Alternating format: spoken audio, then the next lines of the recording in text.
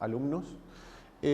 Hoy vamos a revisar la lección número 1, pero antes vamos a observar nuestras habilidades presentes en lo que va a ser este programa. En la dimensión vamos a tener las habilidades de rastrear y localizar, relacionar e interpretar, y evaluar y reflexionar.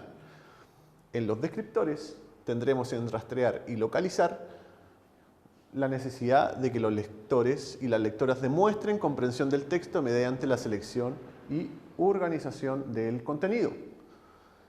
En la relación e interpretación de los textos, los lectores y lectoras tendrán que demostrar comprensión del texto y también otorgándole un sentido a la relación entre las diferentes partes que existen dentro del texto o de todos los textos que vamos a realizar en este programa. Los componentes del texto se han de relacionar por la ubicación misma de la selección. Por tanto, dentro de nuestros documentos vamos a revisar 3 aspectos fundamentales, en donde los textos van a estar coloreados y ustedes van a poder acceder a ellos. El primer texto, que va a ser verde, en donde ustedes van a poder realizar y ejercitar sus habilidades. El texto rojo, en donde vamos a revisar lo que van a ser los ejercicios paso a paso. Y el texto azul, que va a ser los ejercicios como tal, que ustedes van a tener que realizar en su casa.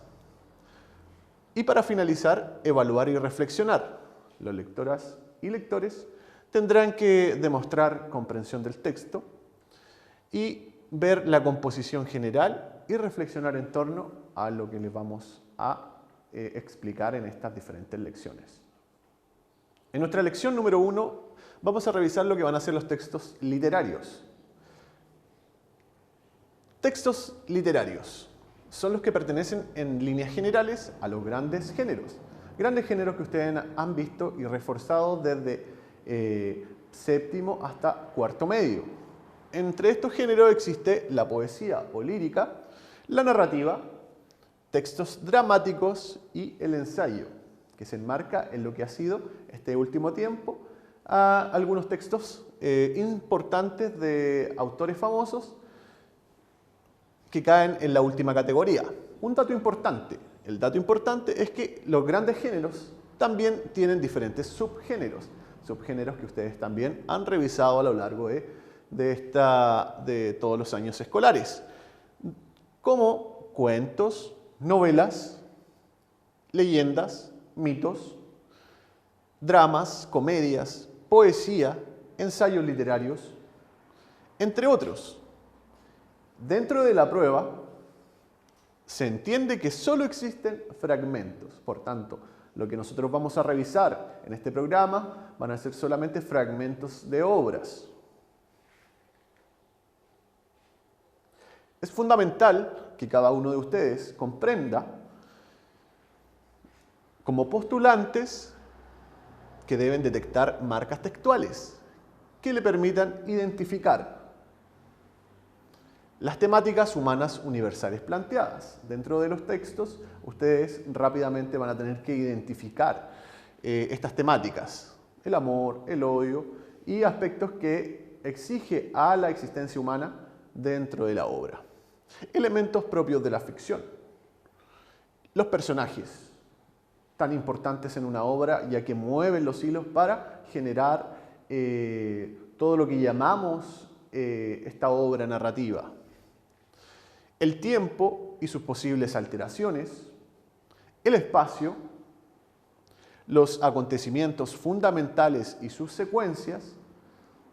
En una obra hay un inicio, un desarrollo y un cierre, y que esto se puede observar al momento en que yo veo la obra y observo dentro de esta obra algunas características que más adelante veremos en donde las diferencias temporales o de espacio cambian.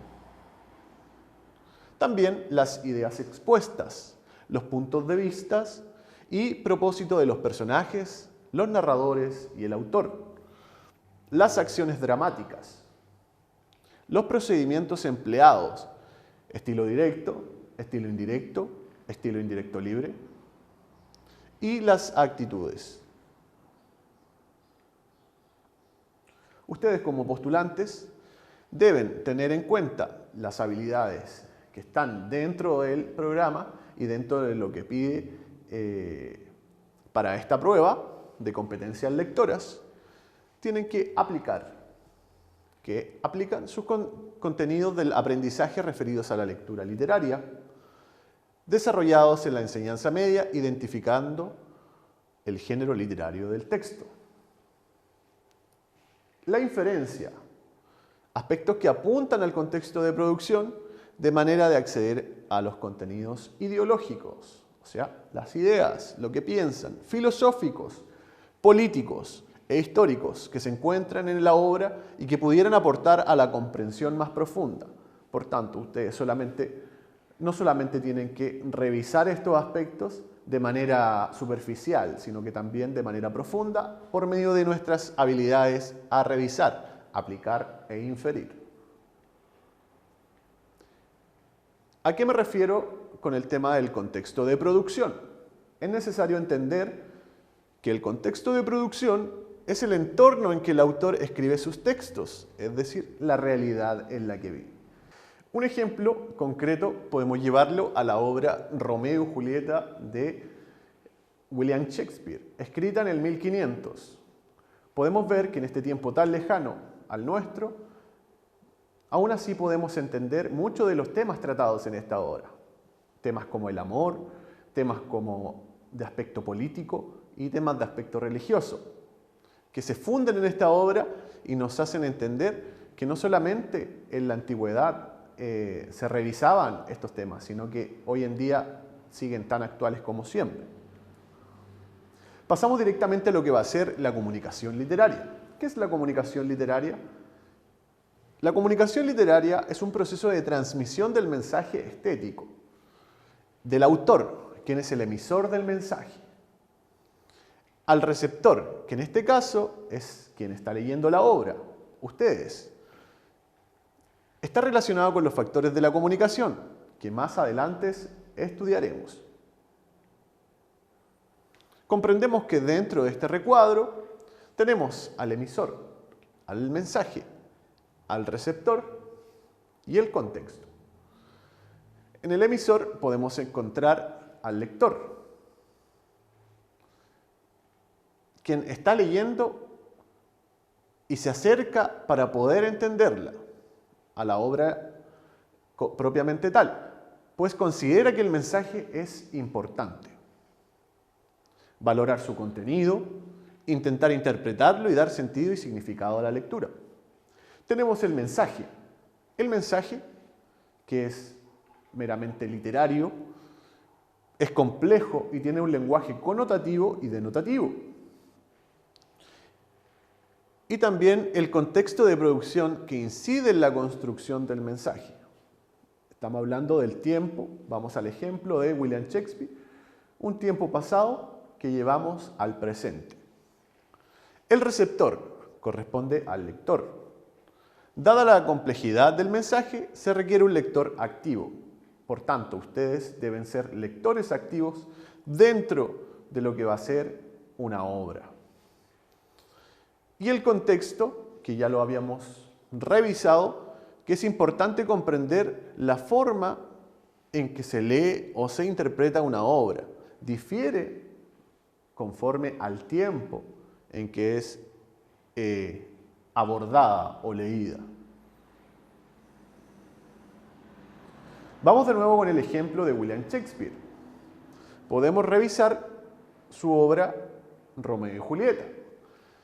Un ejemplo de emisor lo tenemos en esta obra que en el caso sería William Shakespeare, que es el escritor de la obra y quien la produce. Tenemos el mensaje